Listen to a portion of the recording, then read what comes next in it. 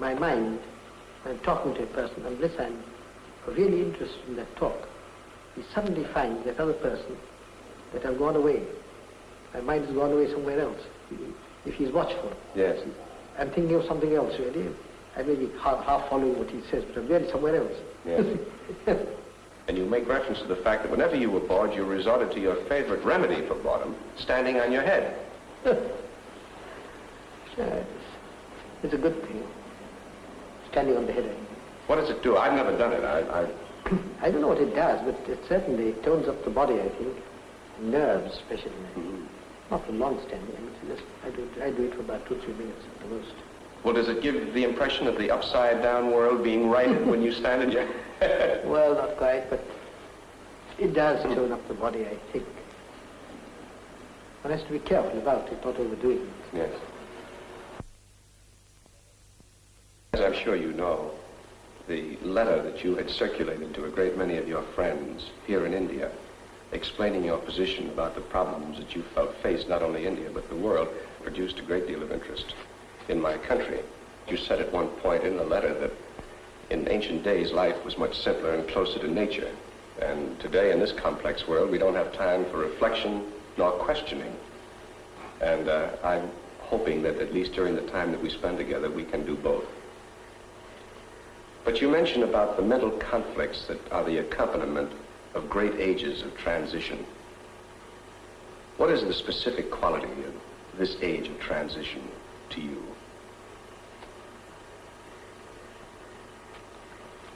Well, I should say the specific quality is what I've said in that letter, that man's material advance,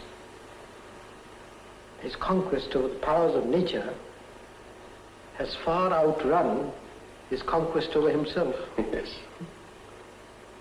And therefore there is this hiatus, a lack of equilibrium.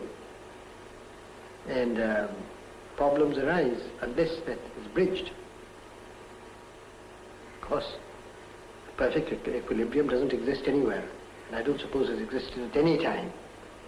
But the gap today is very big, and becomes bigger because of the pace of technological advance. More and more power comes, and the wisdom to use that power aright may not follow, and does not follow, as a matter of fact. Well, then we need schools of introspection as well as schools of science. Is that your point? We call it schools of introspection, or whatever the method may be, but we certainly need a great deal of quiet thinking. Even the fact of drawing yourself away for a little while from ceaseless external activity, give your mind a little rest to think. Even that is helpful. Well, now, classically, hasn't that been reserved by men of religion? Religion, yes. But then religion also has diverted the mind into rigid channels. Rather opposed to that spirit of free inquiry which science is supposed to encourage. Yes.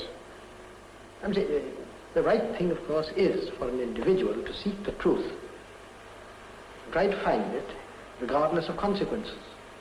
It may hurt the truth, but it does.